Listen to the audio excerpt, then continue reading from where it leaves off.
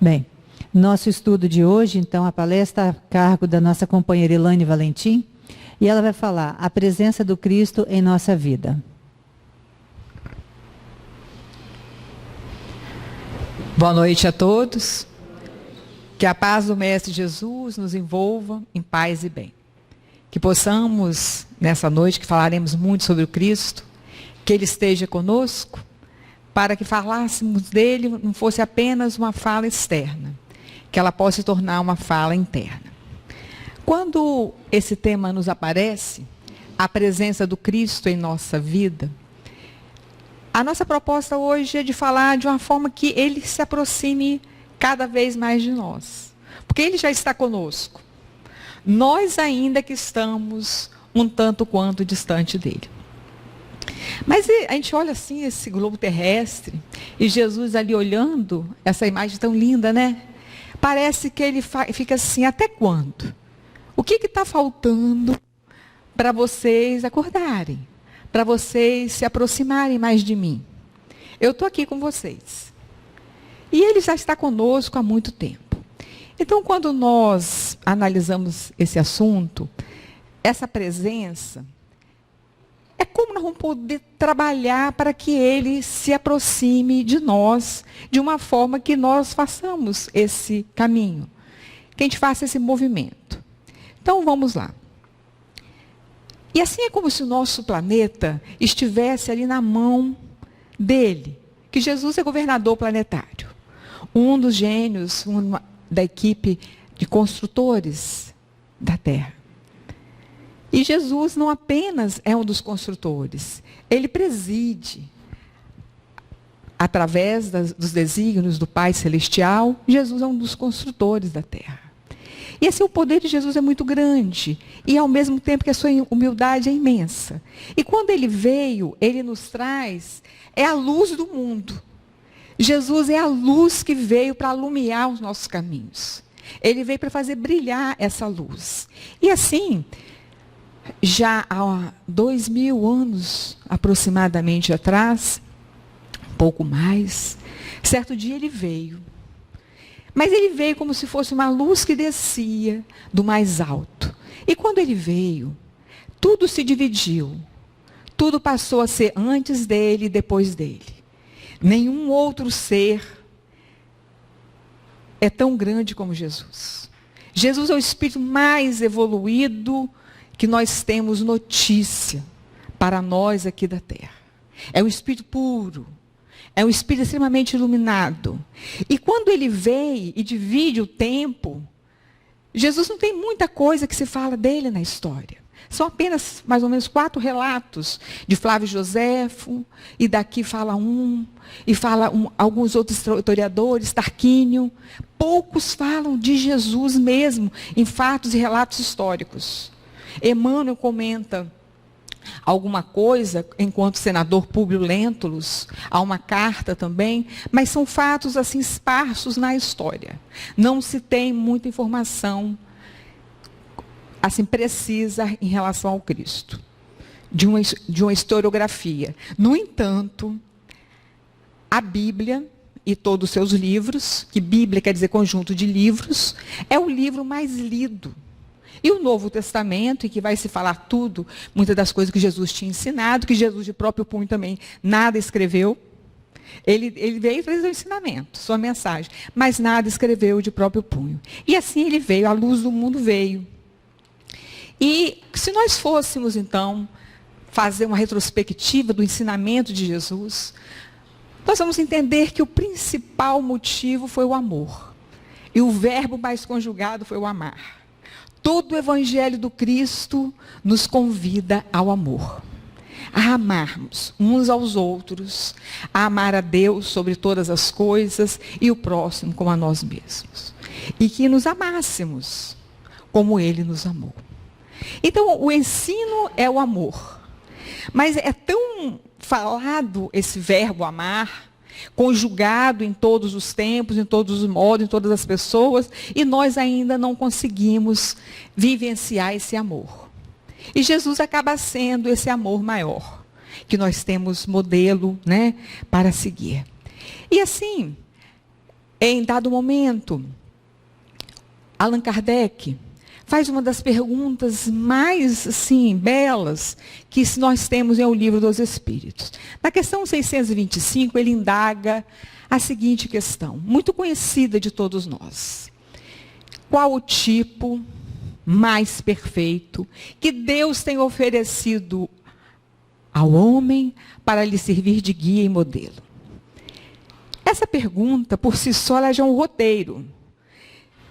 Agora tem uma palavra que poucas vezes nós deixamos passar desapercebida, é o tipo.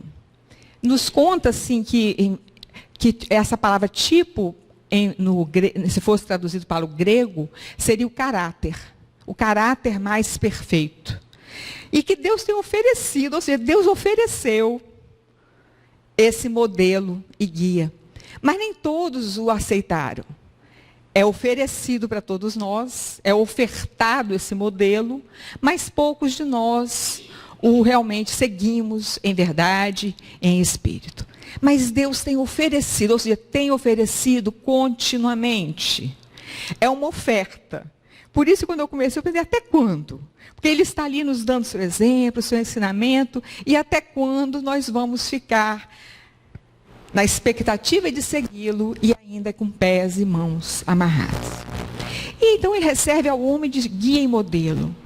E nós começamos a falar assim que guia é aquele que dá a direção, né, que nos dá o caminho. E modelo é que nos dá o exemplo. Então Jesus é o tipo mais perfeito. E não tem outro mais perfeito que o Cristo. Tanto que Ele é emissário divino do Senhor nosso Deus. Ele segue os ensinamentos de Deus. E Ele vai nos mostrando a lei de Deus em toda a sua magnitude. E assim nós temos a resposta, que como já estão sabendo qual é, que é de todos sabido já, Jesus. Jesus é o modelo e guia mais perfeito. Deus nos oferece, nos oferta o seu Filho, para que nós o seguíssemos e aprendêssemos com Ele, né? E aí vamos lá. Acontece então que quando falamos isso, quem segue o Cristo é cristão. Então quem segue o Cristo é cristão. Quem segue é cristão segue o cristianismo. E daí, quando nós vamos entender, 1/3 apenas do planeta Terra é cristão. Dos 7 bilhões e tantos habitantes, só apenas 1/3 desse montante é cristão. E o Espiritismo segue o Cristo. Jesus, para nós, é o maior modelo. E Deus é a inteligência suprema, a causa primeira ou primária de todas as coisas. E daí o Espiritismo é cristão, é Jesus o tempo todo. Mas é tão fácil entender isso, que quando vem o Evangelho, em que Jesus nos traz todo o ensinamento, e que Allan Kardec vai colocar de uma forma primorosa em o Evangelho segundo o Espiritismo, nos trazendo passo a passo os ensinamentos do Cristo, nós vamos entendendo melhor. Daí que quando nós falamos que o Espiritismo nos traz de forma mais clara os ensinamentos de Jesus, porque realmente descortina aquele véu que encobertava os ensinamentos mais profundos. E aí nós vamos ver que o Espiritismo, então, é o cristianismo redivivo. Ou seja, é o cristianismo de novo explicado, tal como naqueles tempos idos da Casa do Caminho. Então vai nos trazendo Jesus de volta, vai trazendo Jesus mais perto, e nós nos aproximamos mais do Cristo quanto mais o entendemos. O que nos distancia do Cristo é justamente não entendermos as suas mensagens e as suas informações. E aqui então, para que a palavra do Cristo ela chegue até nós temos que abrir o nosso coração. De corações fechados, ele não encontra espaço.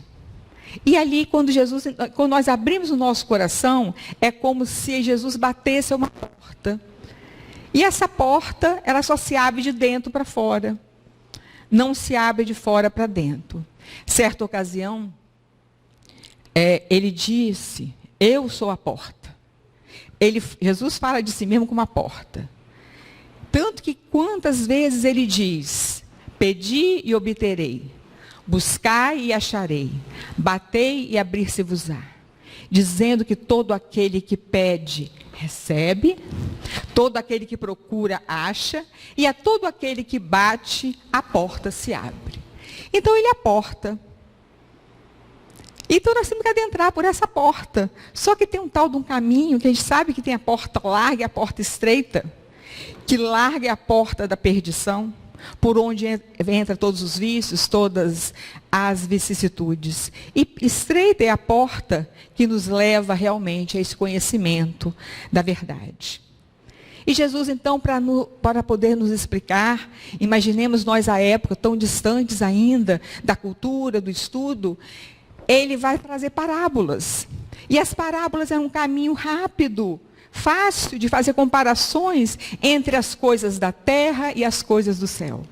A parábola é isso. Ela coloca lado a lado uma verdade terrena, mas o propósito, o ensinamento é espiritual. E aí ele vem falar das parábolas. A parábola do joio e do trigo, do semeador que tinha saído a semear, do bom samaritano, da rede, do tesouro, da pérola, as parábolas do reino, do grão de mostarda, as parábolas das bodas, e aí foi falando das virgens, quantas mensagens ele foi nos trazendo através das parábolas, com ensinamentos profundos, que se nós fôssemos nos ater, cada uma delas é um estudo de horas e horas, de tão lindo que é o ensinamento de Jesus. E ele nos trouxe tudo isso. E foi nos explicando coisas que aos olhos do mundo nós não conseguíamos entender. Mas as verdades estavam ali, colocadas de uma forma simples, para que cada um entendesse a seu gosto. Se falar para uma mulher, falaria do pão, do fermento. Se fosse falar para um pescador, ia falar da rede, ia falar do peixe. Se fosse falar para uma pessoa de negócio, ia falar do tesouro, da dracma, ele ia falar das questões outras ligadas ao dinheiro e às posses. Mas assim ele foi nos explicando tudo o que ele tinha que falar em tantas dessas parábolas. Mas Jesus é o bom pastor. E ele veio como se fosse pastorear as ovelhas. E cada uma de nós é uma ovelha. E ele havia dito que nenhuma das ovelhas que meu pai me confiou, que nenhuma delas iria se perder. E isso é um consolo para todos nós, porque tem hora que nós nos sentimos tão sós. As nossas dores são tantas, as nossas amarguras da vida, elas nos deixam tão abafados, e nós sabemos que Jesus não iria nos abandonar. Quando ele disse, crede em Deus, crede em mim, eu venci o mundo. Ele estava falando que a gente acreditasse nele, que nenhuma de nós, ovelhas perdidas até que fôssemos, não iríamos ficar perdidas por todo o tempo. E isso é um consolo, isso é um alento, é uma certeza que nós estamos amparados e seguidos por ele. E assim, quando nós vamos agora adentrando propriamente a como trazer essa presença do Cristo em nossas vidas, o convite que eu vou fazendo é que a gente se aproxime dele. E assim, que tal convidar Jesus para o nosso lar? Abrir a porta da nossa casa para que ele ali entre e faça morada. E na hora de uma refeição em que nós estamos reunidos em família, no culto do evangelho no lar, na hora que nós estivermos ali no regaço e no consolo do lar, por mais dores e dificuldades que tenha, ele está ali conosco, nos amparando, nos sustentando, fazendo vivificar a nossa fé. E na vida? Na nossa vida, desde o nosso nascimento ali, enquanto pequenos embriões, frágeis, tenros, Jesus está ali no comando. Gerando, sustentando todo esse processo, acreditando que nós vamos dar certo. Porque Deus assim acredita e Jesus, como filho amado de Deus, assim também entende. Gente, e que tal, hein? Nós convidarmos Jesus para que ele fosse, ao nosso trabalho. Jesus no nosso trabalho. que o trabalho não seja distante, porque muitos pensam que basta estar num templo, numa casa de oração, que ali é que ele estaria. Mas não. Jesus está em toda parte. Ele está conosco em qualquer lugar que a gente vá. E ali no nosso trabalho, ele vai estar conosco. Ali tem uma gravura alusiva àquela ceia da quinta-feira que antecedeu a crucificação. Jesus trabalhava em equipe. Ele se reuniu com os 12. Ali era a reunião de trabalho. Ele estava passando as diretrizes de tudo que iria acontecer. Então ele estava dando o estímulo, dando as previsões dos acontecimentos vindouros, mas ele também estava falando que não os deixariam órfãos. Estava ali com eles.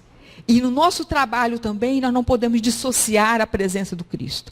Por mais difícil, por mais inóspito, nós entendemos que o trabalho é uma das leis naturais, em que no Evangelho estudamos, e principalmente é o livro dos Espíritos, na terceira parte, quando falamos das leis morais, uma delas é a lei do trabalho, que vai nos convidar ao trabalho, enquanto que o trabalho é todo fim útil. E nós pensamos assim, e que tal chamarmos Jesus para a sociedade? Quando analisamos a multidão que nos cerca, que nós saímos às ruas, que ninguém que conhecemos está ali, mas ele está conosco também. Então Jesus na sociedade, que também é uma das leis morais. Então nós podemos estar na sociedade, estar ali nos comportando verdadeiramente como cristãos. E pensávamos assim também. Quantas vezes ele veio nessa sociedade, trazendo a esses espíritos que iriam abrir as frentes de trabalho, para trazer os seus ensinamentos, estaria ali realmente proporcionando como estrelas que viessem dos céus, para ajudar nesse trabalho de divulgação da sua palavra. E vemos aí tantos que vieram nesse processo de cooperação. E veio Maria, e veio Allan Kardec, a Joana de Ângeles, a Meimei, o Chico Xavier, Emmanuel Bezerra, e tantos que não estão ali cabendo, mas são estrelas que estão fulgurando naqueles céus, de luminárias, espíritos muito evoluídos que vieram nos trazer essa luz e esse trabalho em prol do bem.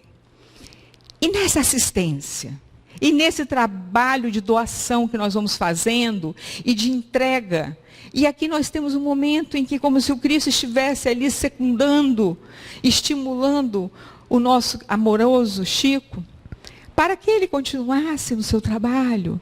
Quantas vezes nós sentimos a presença dele, mesmo que a gente não veja? Quer ver um momento interessante? Pós-crucificação, Jesus, ao sair, já depois de ter estado com Madalena, ele esteve na estrada de Emaús. Ao lado dele, 2 viajores não o tinham reconhecido. E ele caminhou um tempo ao lado daqueles. Então, Jesus às vezes está conosco e nós não percebemos que é ele. Nós não conseguimos entender que é ele que se transfigura, é ele que se mostra de todas as formas. Porque nós vemos Jesus no outro, nós vemos Jesus naqueles que estão conosco.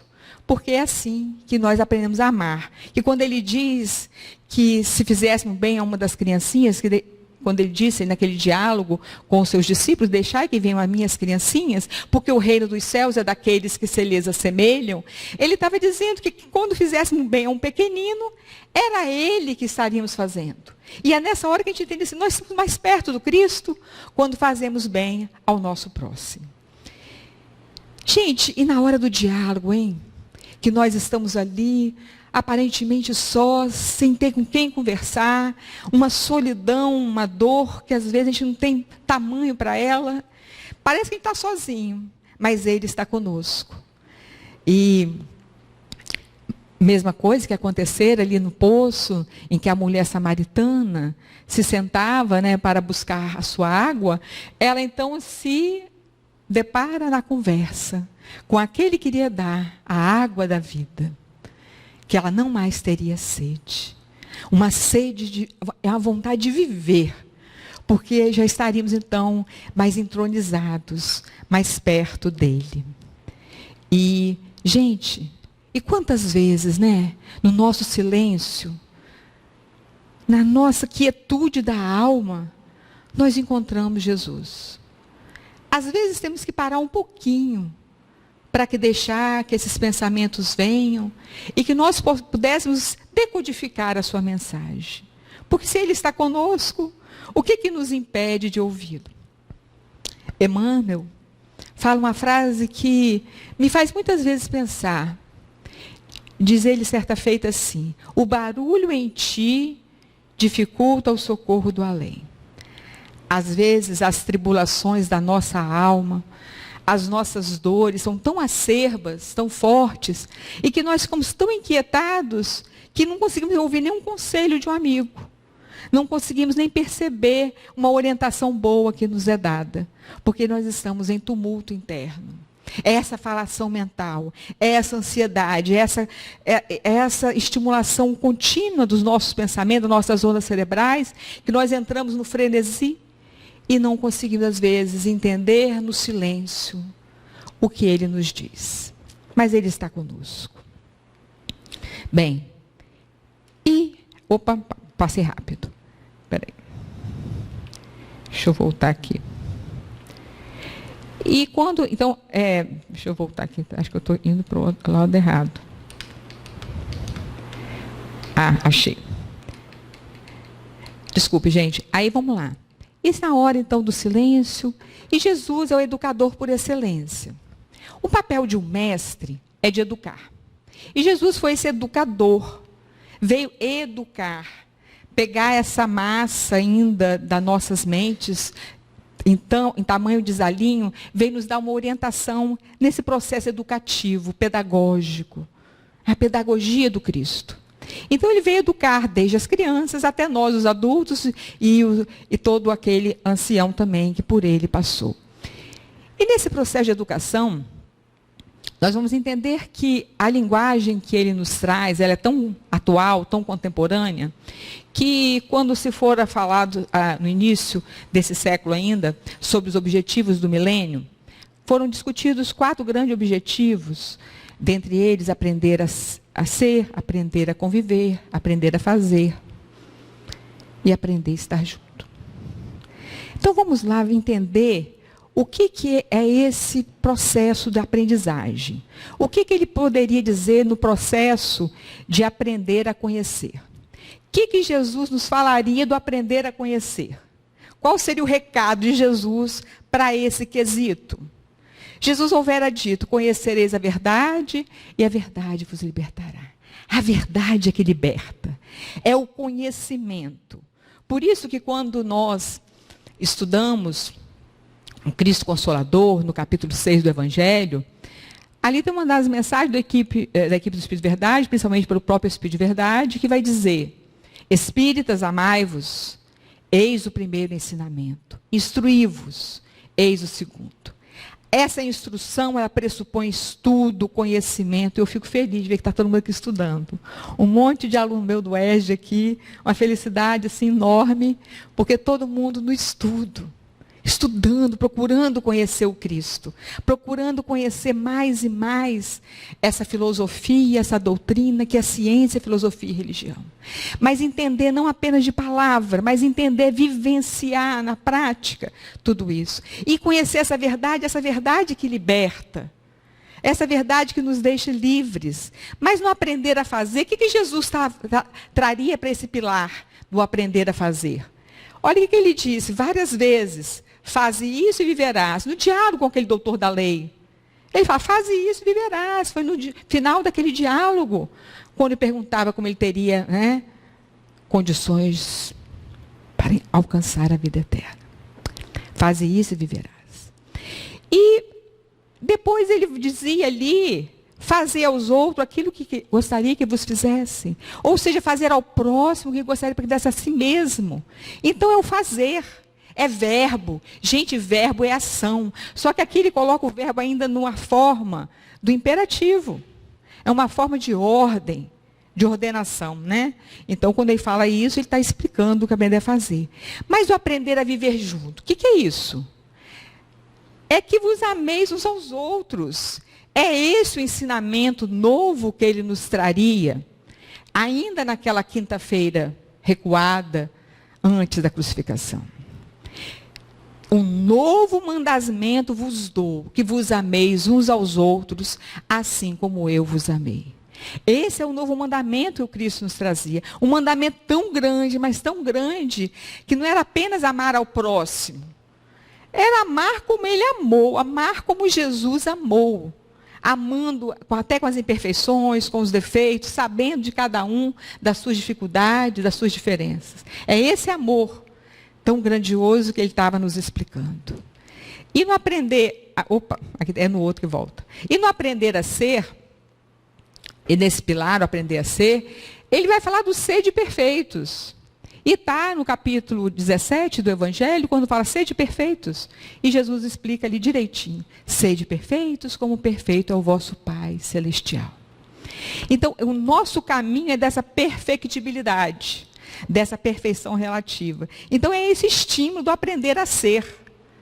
E você vê que aqui não aprende a ter, aprende a ser, porque nós temos que ser muito mais do que ter. E com isso, a gente pensa, nossa, como é que Jesus é contemporâneo? Todos os ensinamentos de Jesus são perfeitos. Tanto que ele disse que o céu e a terra passarão e as minhas palavras não passarão. Porque a palavra dele seria verdade em todo o tempo, em todo lugar. Porque a verdade, gente, sempre é verdade. E ela não cai. Ela se sustenta por si mesma, porque é verdade.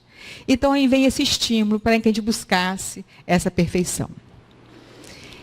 E nessa busca dessa perfeição, ele vai nos falar da caridade. Quantas vezes Jesus estava nos orientando a essa prática da caridade? E na questão em que Kardec pergunta sobre a caridade, pergunta assim, como poderia definir caridade conforme entendia Jesus? E a resposta tão conhecida também de vocês, benevolência para com todos, a indulgência para com os outros e o perdão das ofensas. E aí vem essa benevolência, a indulgência, o perdão, tudo isso, gente, é caridade. Porque quando ele fala para que nós perdoássemos 70 vezes 7 cada falta, não é uma falta, mas que nós perdoássemos uns aos outros, perdoássemos a nós mesmos. Então é nesse processo que é a busca constante da caridade. Porque vai chegar um momento que a gente vai entender que essa caridade é o amor em movimento. É quando o amor vem das nossas mãos e vai para o outro. A caridade é quando nós colocamos sorriso na boca do outro. Isso vai ser a caridade verdadeira. E aí ele está demonstrando como que é essa caridade. É fazer o bem, é ser indulgente, ser tolerante e é perdoar. Isso é caridade. E quando nós ouvimos tantas vezes Jesus falar do reino de Deus, ou do reino dos céus, conforme nos grava Mateus, esse reino era uma promessa que ele já estava querendo mostrar que existia um lugar muito melhor do que esse. Um lugar que nós poderíamos estar a dizer que seria, então, que o reino dos céus não está aqui, não está ali, não está em qualquer lugar. Porque o reino dos céus está dentro de nós.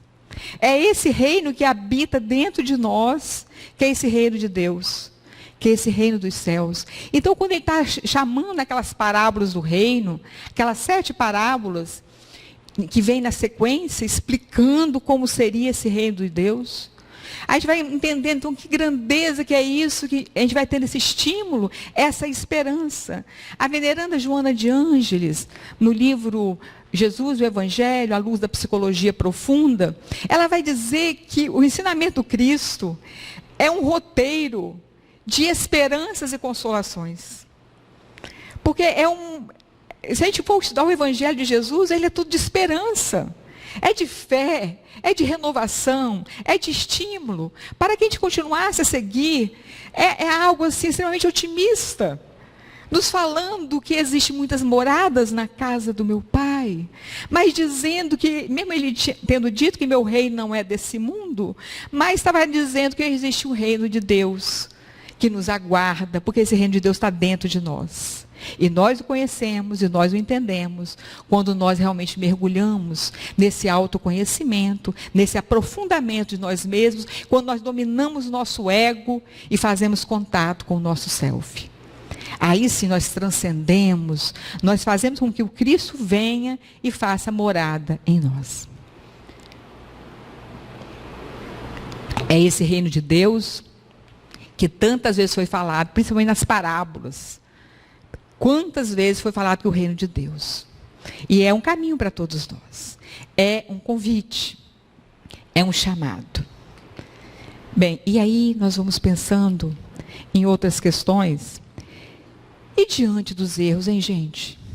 Como nós iríamos fazer diante dos erros dos outros? Aqui nós temos uma alusão àquele momento em que Jesus se via numa situação em que colocavam ele diante de uma mulher adúltera. E ali a lei mandava que apedrejassem, né, até a morte. E Jesus então era interpelado para que ele desse então a sua resposta. E Jesus, na sua sapiência, na sua sabedoria gigantesca, ele se abaixa seus olhos, risca ali no chão alguma coisa e começa então a dizer: aquele que estiver sem pecado, atire a primeira pedra. Todos saíram, e os mais velhos aos mais novos. E ali ele conseguia entender que não acusou ninguém. Ele só fez um processo de reflexão. Essas perguntas nos fazem pensar. As perguntas movem o que nós estamos sentindo. E a mulher fica então diante dele e fala: mulher, aonde estão os que te acusam? E ela olha: se foram. E ele então diz: vá e não tornes a pecar. E diz antes: nem mesmo eu te condeno. Assim, não julgou. Não julgou. E ele diz: não julgueis para não ser julgados. E ele conseguia, na maestria plena, seguir os seus próprios ensinamentos, porque ele não transgredia nenhuma lei. Ele era o exemplo da virtude. E é o exemplo da virtude. Bem, então tem uma questão aqui que eu coloquei. Diante do nosso erro, como que eu olho o meu erro? Eu tento encobrir o meu erro, tento colocar debaixo do tapete, tento me esconder desse erro. E diante do erro do outro, eu acuso? Como é que fica aí a questão da trave do arqueiro? Eu consigo ver o erro do outro, não vejo o meu? Então, ali nós começamos a pensar, então, como é que nós vamos agir diante do erro do nosso próximo? Se nós sabemos que cada um está no estágio evolutivo que melhor conseguiu estar. Então, nós não podemos julgar o outro pelo seu deslize, pela sua falta de conhecimento, porque no momento que estamos vivendo, nós poderemos entender, tal como narra Humberto de Campos, no livro Boa Nova, quando fala sobre Pedro, ele diz que o homem é mais frágil, em outras palavras, mais ignorante do que mau. Então, a maldade ainda é uma falta de conhecimento. O erro que nós cometemos é uma falta ainda de perfeição. Por isso, quando nós olhamos um irmão em erro, nós temos que entender, puxa, ele vai melhorar. O que nós podemos ver de bom nessa pessoa? O que nós podemos estimulá-lo ao bem? E assim nós podemos ter uma vida mais tranquila, sendo mais amorosos com o nosso próximo. E na dor, gente? Quem aqui não tem dor? Eu digo a vocês que todos nós temos as nossas dores. Cada um, nesse instante que veio aqui, traz a sua dor, o seu sofrimento. Cada um, indistintamente, nem que seja pelo outro, ele está sofrendo. O momento é de dor coletiva. Esse momento, nós estamos passando um momento que é agitado. É um momento diferente que nós estamos passando. Aonde que a gente olha, já vê gente sofrendo.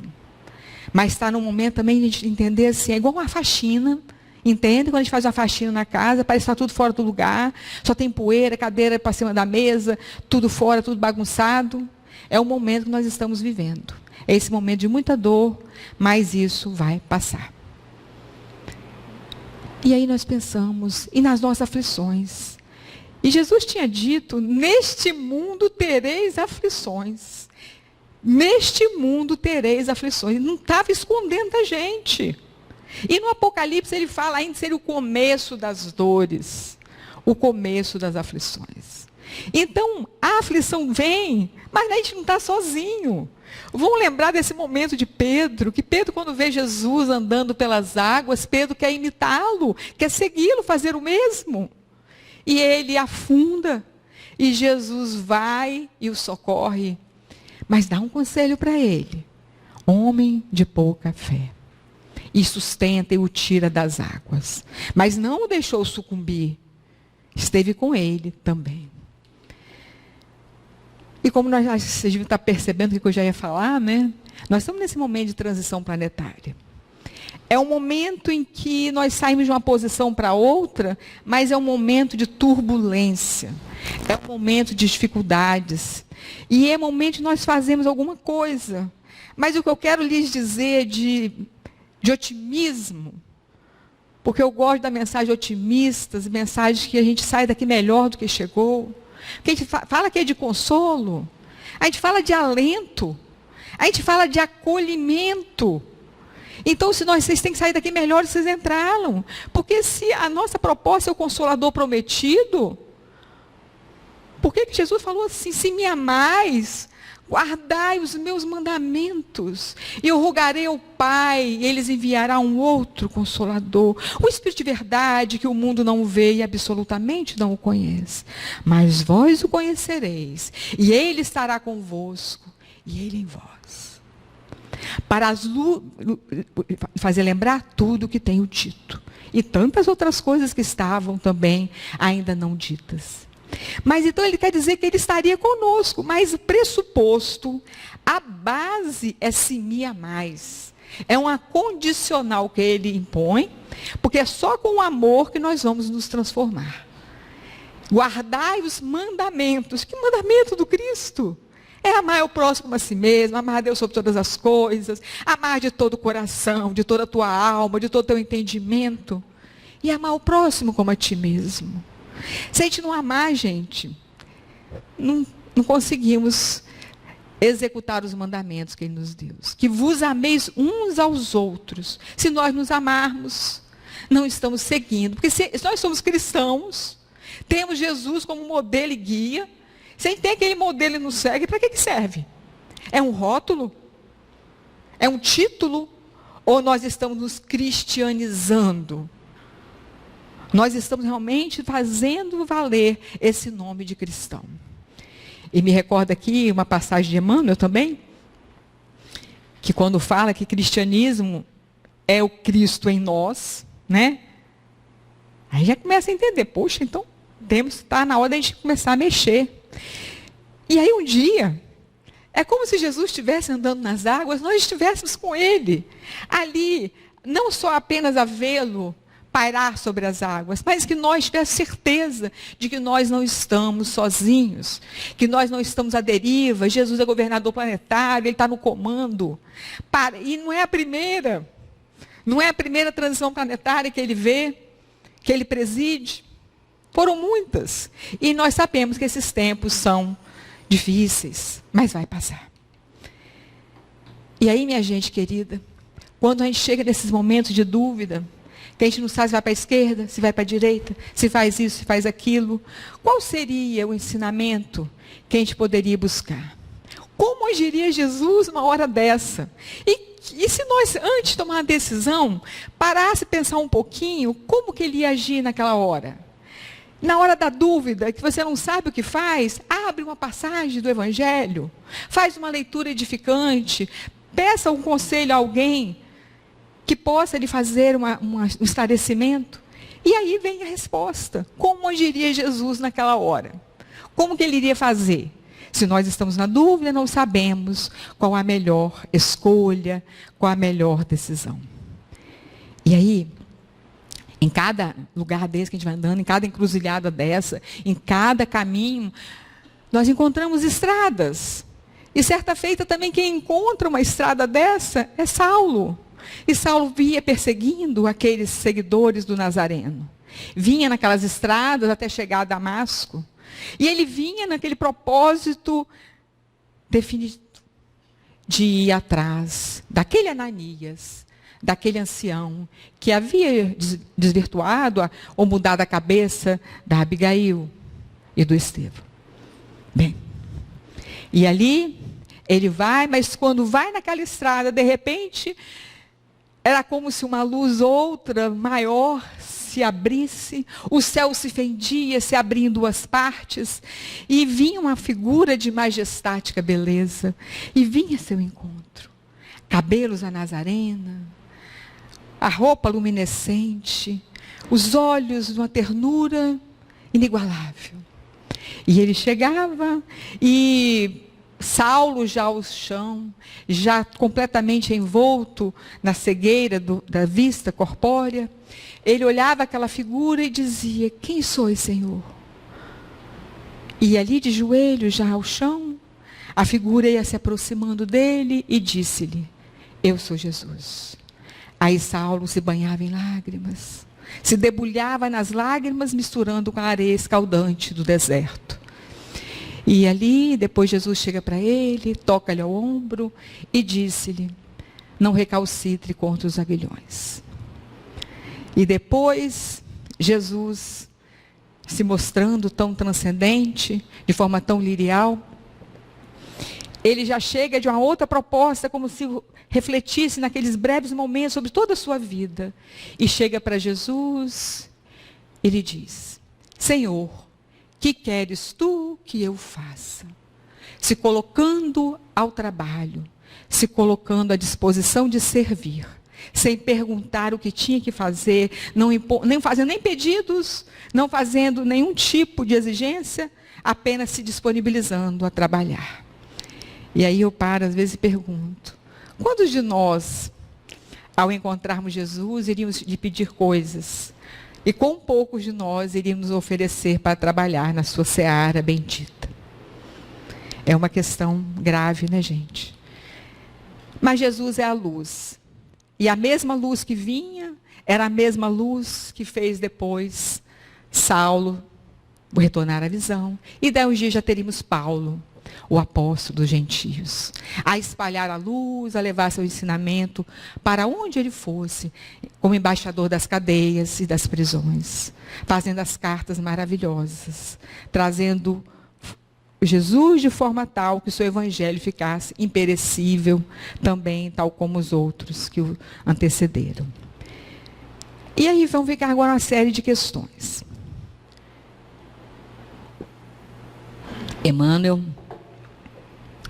nessa série Fonte Viva, dos 4 livros, tem várias mensagens, várias perguntas que Emmanuel nos faz, que nos deixam com a mente inquieta. É muita coisa para a gente pensar. E ele pergunta numa daquelas: a quem segues? Quem que nós estamos seguindo? Se nós somos cristãos, quem é que nós seguimos? Se a gente segue alguém, se a gente segue um líder, nós temos que seguir os seus preceitos, suas instruções. E esse Jesus, nós seguimos a quem? Seguimos o Cristo? E ele disse: aquele que quiser me seguir, tome a tua cruz e me segue. Isso aí. Segui-lo. E que fazer de especial? E é nessa hora que a gente fica pensando assim: será é que eu faço só aquilo que é previsível? Mas o que eu estou fazendo a mais? O que faço de especial da minha vida? O que nós estamos fazendo a mais?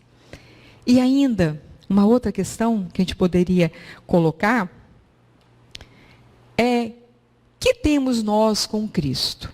Se somos cristãos, Ele traz o ensinamento. Gente, vocês perceberam que o ensinamento já tem quase 2000 anos que o ensinamento de Jesus já está nos evangelhos, nos Atos dos Apóstolos, nas cartas, nas epístolas. E o que está faltando, então, para colocar aquilo em prática? Quem conhece aqui da lei, sabe que quando uma lei é publicada, ela tem que ser seguida. E é por isso que eu comecei a falar, até quando? Porque o que nós temos com Cristo? Se nos intitulamos cristãos, se dizemos seguidores, mas estamos fazendo conforme Ele havia nos ensinado? E continuam as nossas indagações. Então aí, temos aqui uma questão que é simples de entender. Tem o ensinamento de Jesus, que é a sua boa nova, o seu evangelho, que na realidade, quando nós entendemos Jesus, ele traz o ensinamento. O ensinamento está colocado, está posto. Mas aquele X ali é um versus, né? A prática diária. Como é que eu estou levando Jesus para a minha vida? Porque o ensinamento está teórico, está só aqui na minha cabeça. E muitas vezes nós decoramos os ensinamentos, sabemos de cor e salteado. E na hora de usar, já viu alguém que quer fazer uma receita, que sabe, só consegue fazer receita com a receita do lado? Não sabe ela de cor? Então ela não sabe ainda. Como é que não ensinar uma coisa a alguém que a gente ainda não aprendeu? Então como é que dá isso, gente? O ensinamento de Jesus é a nossa prática diária. Quanto daquilo que eu sei, de uma forma teórica, eu estou colocando em prática? Vamos fazer esse exercício em casa? Para saber que se tudo que nós estamos aprendendo até agora está no modelo conceitual ou está na minha vivência diuturna. Uma vez eu vi isso, achei bacana, não foi eu que inventei, não. Está dizendo que o ensinamento está aqui, né, mais ou menos como se fosse comparado à nossa mente, né, que não tem um local geométrico definido, está no espírito, mas enfim, que estaria aqui na cabeça, digamos. Daqui até aqui tem 2 palmos. Então, esse pensamento, ele tem que vir para o coração, mas do coração, que é essa usina que move, que transforma, que é o símbolo desse amor, ele tem que vir para as nossas mãos. Porque se esse pensamento ficar só no pensamento, que a fé sem obra, gente, é morta. A fé sem obra é morta. E essa fé que nos move, que nos movimenta, ela tem que ter vida, ela tem que ter prática.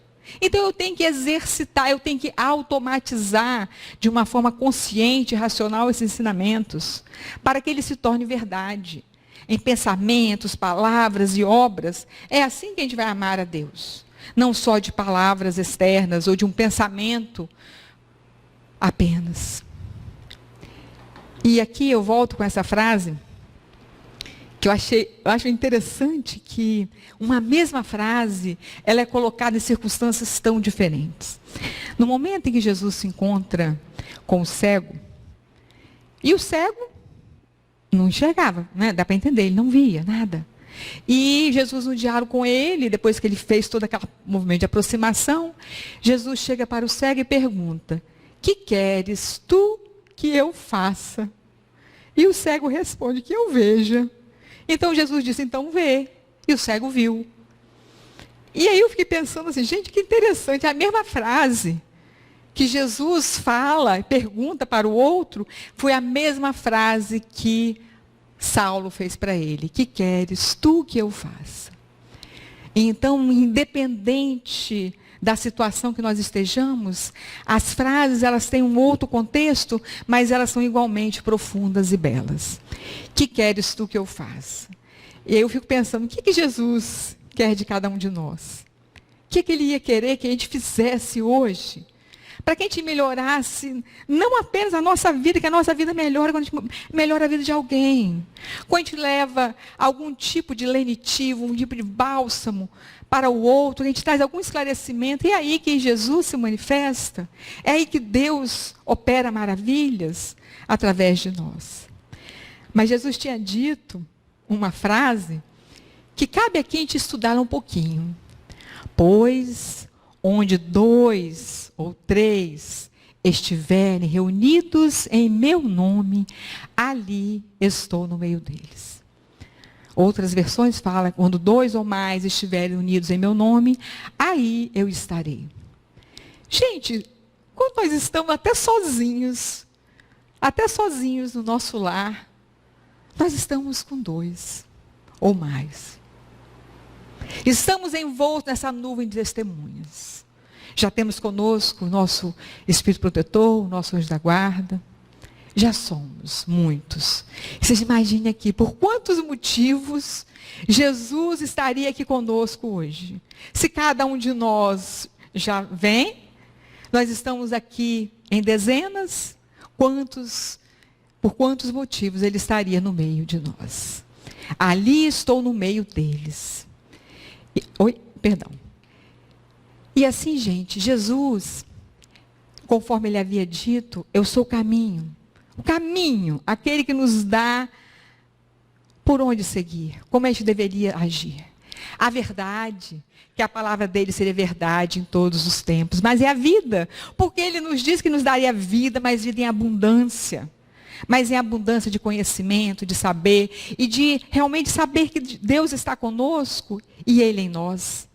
E Ele é o caminho, a verdade e a vida, e está nos mostrando que ninguém vai ao Pai senão por Ele. Ninguém vai senão por Ele. E aí que Ele fala dessa porta, que Ele é a porta, e a porta logo ali atrás, Ele nos chama para que a gente fosse até Ele. Mas nós temos que ir, que o nosso trabalho é de ir até Ele, que Ele está conosco. Ele está conosco. Nós ainda que não estamos tão perto dele. Mas ele nos espera, nos aguarda até o tempo. E quando ele diz isso, e eu acho essa frase também de uma beleza meridiana, aliás, todo o ensinamento do Cristo são lindos, mas ele diz que vinde a mim todos vós que estáis aflitos e cansados, eu os aliviarei.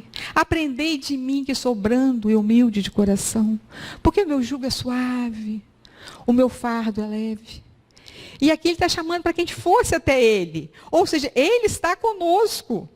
Nós é que temos que ir até ele. E esse caminho é esforço, é decisão, é vontade de nós irmos até ele. Porque ele nos espera. Mas o movimento é nosso. Ele, gente, já evoluiu. Já é um espírito iluminado, já é um espírito puro. Da classe única, né? Mas e nós? Temos que fazer a nossa caminhada. Faz a tua parte e o céu te ajudará. Foi isso que ele tinha dito. Então nós temos que ir até ele. E aí ele chega como se tivesse de braços abertos, esperando o nosso movimento, a nossa ação. Para que a presença dele não fique apenas nessa visão, que é uma visão que a gente não tem nem ideia como ele é realmente. Mas como que é isso? Como que eu vou chegar mais perto dele? Para que um dia a gente possa dizer, como Paulo tinha dito, já não sou eu, mas quem vivo. É o Cristo que vive em mim. É esse convite que a gente faz de chamar Jesus para que habite em nós. Porque Jesus já está num grau de tamanha transcendência, de tamanha aproximação de Deus, que ele diz, eu e o Pai somos um. Quando ele se aproxima tanto do Criador, como um mensageiro divino. E aí ele vem nos chamando para que fôssemos até ele. E nessa hora, já que o nosso assunto é a presença de Deus, ou de Jesus em nossas vidas, para que nós nos aproximássemos mais dele, eu tinha pensado que eu queria convidar vocês para participarem. Que cada um de vocês participam da palestra. Vocês podem ter certeza disso. Cada um que está aí está contribuindo com as suas emoções, com as suas energias, com os seus pensamentos. E nós daqui e outros de lá vamos tentando equalizar essas questões. Mas um dia, Jesus havia ensinado a oração mais bela. Ele havia nos ensinado o Pai Nosso. Eu queria convidar vocês para a gente fizesse juntinho. Vocês topam? Vamos fazer para que ele fique mais pertinho da gente, que a gente possa pegar dessa oração dominical, que está tão bem explicada no capítulo 28, cada passo, cada momento do Pai Nosso, está tão explicadinho ali, de forma tão linda. Eu queria convidar vocês para que fizessem comigo. Vamos lá? Pai nosso, que estais nos céus, santificado seja o vosso nome. Venha a nós ao vosso reino. Seja feita a vossa vontade, assim na terra como no céu. O pão nosso de cada dia nos dai hoje. Perdoai as nossas ofensas, assim como nós perdoamos a quem nos tem ofendido. E não nos deixeis cair em tentação, mas livrai-nos do mal. Livrai-nos, Senhor, do mal, mas que o bem esteja conosco. E que Jesus esteja com vocês, aonde quer que vocês forem, para que Ele habite no âmago do nosso ser, que Ele seja luz nas nossas vidas. E que a paz do Cristo esteja aqui com todos nós. Um abraço, querido.